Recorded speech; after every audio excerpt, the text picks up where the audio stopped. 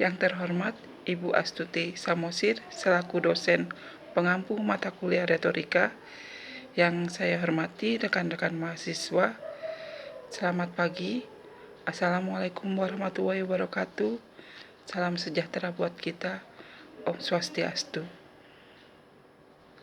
Saya berharap rekan-rekan tetap dalam keadaan semangat meskipun kita harus melaksanakan kuliah secara online.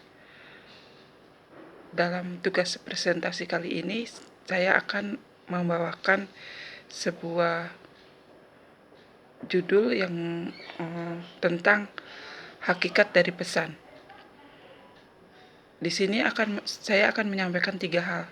Pertama yaitu apa itu pesan, kedua bentuk dari pesan, ketiga bagaimana proses terjadinya pesan.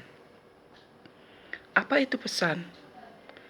Dalam Kamus Besar Bahasa Indonesia, pesan adalah sesuatu yang disampaikan lewat orang lain. Pesan adalah amanat. Pesan adalah sebuah perintah.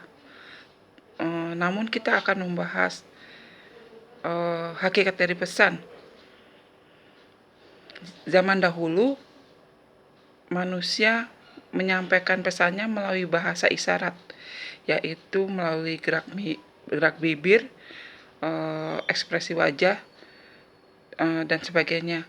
Namun semua itu tidak bisa mengekspresikan aktualisasi dirinya, tidak bisa untuk mereka bersosialisasi dengan orang lain, dengan manusia lain. Dan dengan seiring dengan perkembangan zaman, seiring dengan akal budinya, manusia berkembang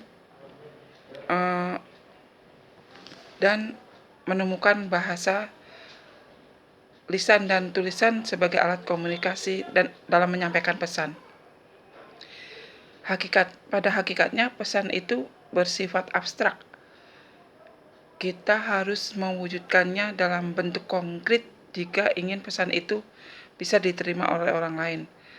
Bentuk konkret dari mimik wajah, gerak bibir, kita mengubahnya melalui tulisan dan lisan. Kedua, tentang bentuk-bentuk pesan.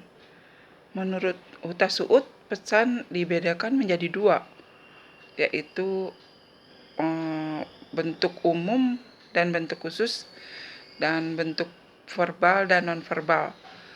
Bentuk umum dan khusus itu, bentuk umum adalah semua bahasa konkret, adalah semua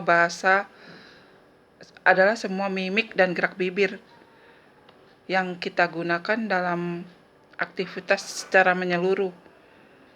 Bentuk khusus hanya dipergunakan dalam aktivitas-aktivitas tertentu, seperti warna lampu lalu lintas merah, kuning, hijau, seperti misalnya bau parfum pada manusia yang menyatakan kelas sosial seseorang.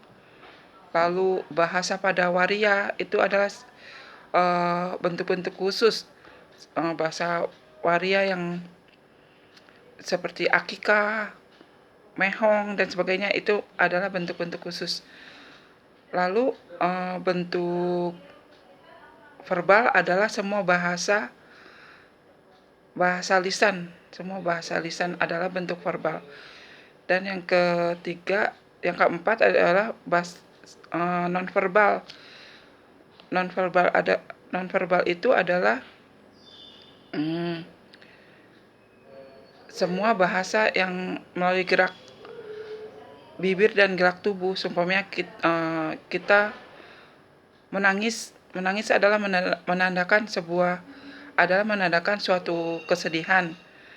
Kita tertawa itu menandakan suatu kegembiraan. Dan menghardik adalah menandakan suatu kemarahan. Bahasa verbal ini dengan intonasi khusus tentunya.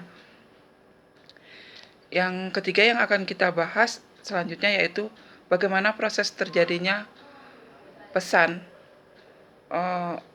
Proses terjadinya pesan itu memerlukan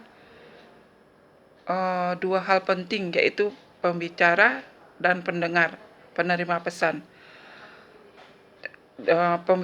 Pembicara melalui proses encoding, dia melakukan penyandian pesan, dan proses ini harus sejalan dengan proses penerimaan umpan balik penyandian, yaitu decoding. Artinya proses encoding dan decoding harus sejalan untuk pesan itu tersampaikan.